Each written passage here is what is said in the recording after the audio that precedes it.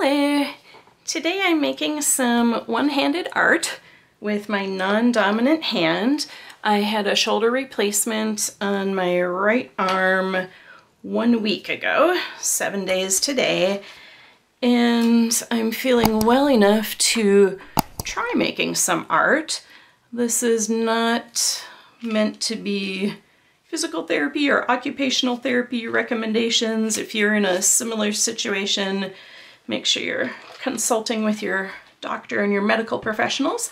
My idea today is to share. This is the first time that I've started some art making process since having my shoulder in the sling, and I did clear it with my medical team that I can hold down this with my hand that's in a sling. So I am just sharing what I'm doing, and whether you're in a similar one-handed or one-armed situation, or whether you just want to practice some non-dominant hand artwork and activate that part of your brain, go for it. Welcome. My plan for today is to create either a background paper or a collage paper that could be cut up. So I'm going to start with some bigger left-handed mark making practices for coloring on the background. Then I'll progress to some more detailed marks, and then I'm thinking I'll end up with a easy focal point of a foamy stamp. First off, I'm using some white gesso and some fluid acrylic with a little brayer. Thanks for joining me today and subscribing to Creative Solace Studios. I'm all about art and health and wellness. Oftentimes that means to me mental health and wellness, but today I am taking a look at art making and physical health and abilities. I'm choosing colors that go together in the same family, the purple family, and I'm trying a couple different ways of applying them to the paper with the brush, with the brayer, and then with the brush onto the brayer, just seeing what the marks do and how I can get some surface coloring onto the paper. The fluid acrylics are a little dry to spread with the brayer, so I end up dipping the whole brayer in the water, smearing some water on the paper, playing, having fun, seeing what colors are invented when those two colors of paint mix and mingle together, and then eventually adding some white gesso again over the top. I'm going to time lapse and speed this up for about a minute of a musical interlude.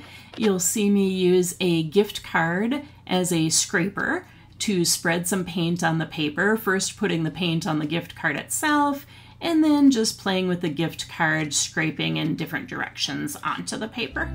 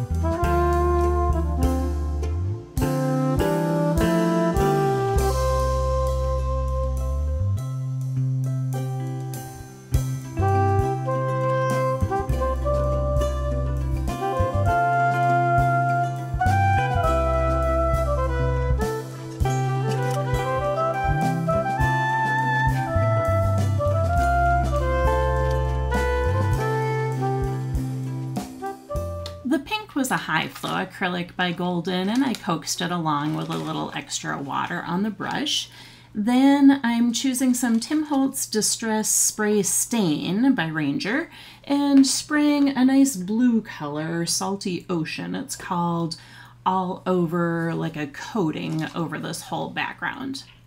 I hope this is inspiring you to do something either with your non-dominant hand or to hold your art supplies in a non-conventional way, in a way that you don't have as much control over them. Oh, I love this blue. Love it.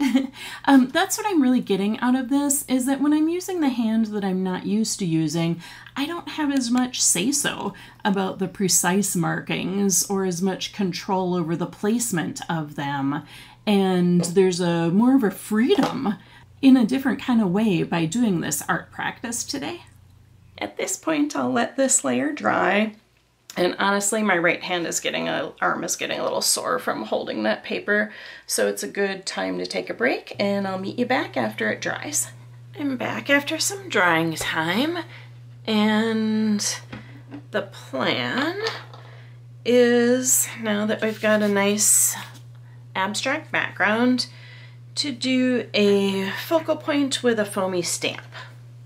So if you're doing this project on your own, step one is to paint your abstract background. I chose to use coordinating colors in the same purple color family and to use white gesso and the spray as softeners. Then I'm applying a stamp as a focal image. You could try painting this atom stamp with 3 elongated ellipses that are intersecting. You could stamp your handprint as a stamp, you could glue an image in the center, or you could come up with a different idea of something mean to catch your eye. I used 2 colors on the stamp, the white and a darker turquoise. Now I want to go into a deeper meaning to this project and connect it to my life at this moment. I'm thinking of a word that's representing how I'm feeling right now and how I'm feeling about doing this project with my left hand. Shoulder surgery isn't easy, it's a big thing, so I am coming up with the word strong, and I'm writing it with my non-dominant hand with a Stabilo All pencil dipped into water. So think about how you can connect your project to your life at the moment. If there's a word or a phrase or a sentence that you might be able to put onto your paper that reflects what you're putting into this project and how you're feeling. So step 2 was the focal image and step 3 was the focal word. Step 4 is to create some embellishing mark-making details, some accents. I'm choosing a nice metallic gold ink, acrylic ink, as well as some strong bold lines with the white gesso. It feels almost complete, but what we really need now is an accent point. This is step 5, our finishing step. I'm calling this a focal point of the focal image, and red looks like just the color to do it.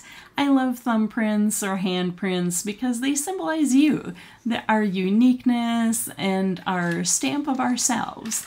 So going along with my theme of strong and my empowerment of making it through my shoulder surgery, I'm actually using that right hand, and very gently I'm going with a stamp right in the middle of that atom, like the nucleus.